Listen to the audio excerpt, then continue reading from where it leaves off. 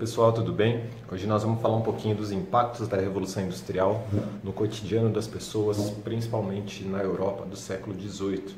Ou seja, como essa transformação no processo produtivo mudou o dia a dia das pessoas, principalmente dos europeus, a partir do surgimento da indústria.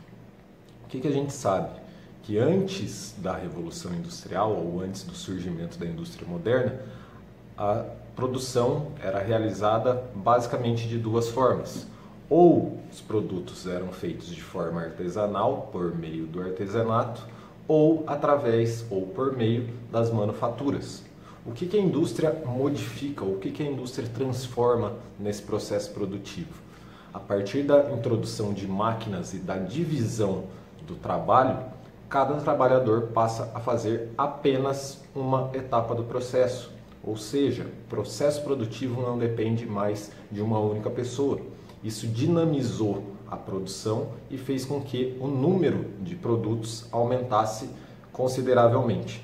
O que antes um trabalhador fazia em um dia, vários trabalhadores passam a fazer muito mais. E aí a quantidade de produtos é assustadora. Quais os impactos dessa revolução, além do impacto no processo produtivo? A primeira grande transformação vem com a urbanização.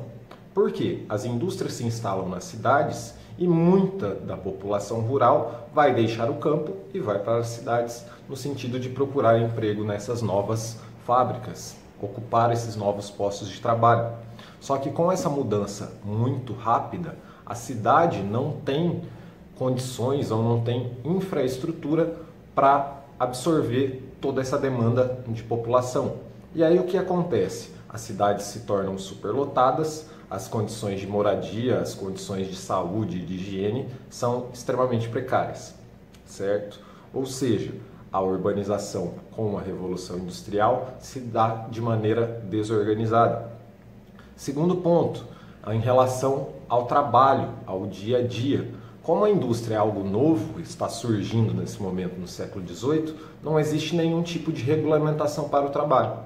Ou seja, não existem regras e nem leis que permitem ou que proíbam determinadas atividades ou determinados tipos de trabalho.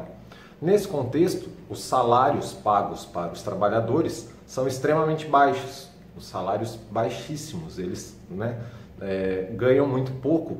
A jornada de trabalho é extremamente longa, a condição de trabalho é totalmente insalubre, ou seja, os trabalhadores estão expostos a riscos ou a contaminações, a doenças, a acidentes, porque não existe lei ou não existia lei nesse sentido, uma regulamentação para o trabalho.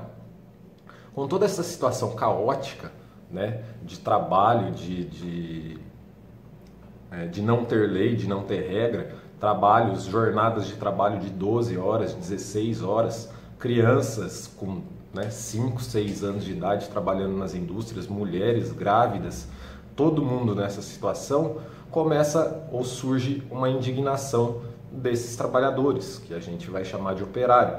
E nesse sentido, esses operários começam a se organizar, a se reunir e formar os movimentos operários. O que esses movimentos operários buscam?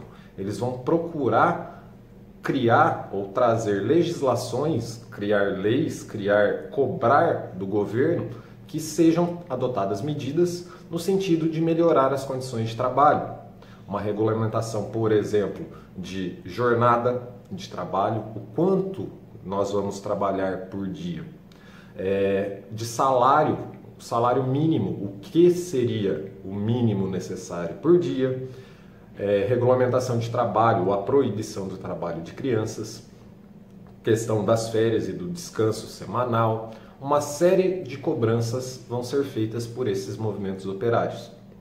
A ideia desses movimentos operários, então, a princípio, não é acabar com a industrialização, certo? Em muitos casos a gente vê gente comentando que o movimento operário quer acabar com a industrialização, quer acabar com o capitalismo, mas nesse momento não é isso que acontece. O movimento operário, nesse sentido, no século XVIII, ele vai fazer o quê? Ele vai ser uma união de trabalhadores que vão buscar e vão cobrar melhorias para as condições de trabalho. Eles não são, portanto, contrários à indústria. Eles querem, na verdade, que a indústria tenha condições condizentes com as necessidades ou com o dia a dia, com a saúde e com o bem-estar e a vida da população. Certo? Nesse sentido, surge na Inglaterra também as chamadas trade unions, que são associações de trabalhadores de cooperação mútua. Então, aquele trabalhador que sofreu um acidente, ficava impossibilitado de trabalhar, era amparado nesse movimento, por esse movimento.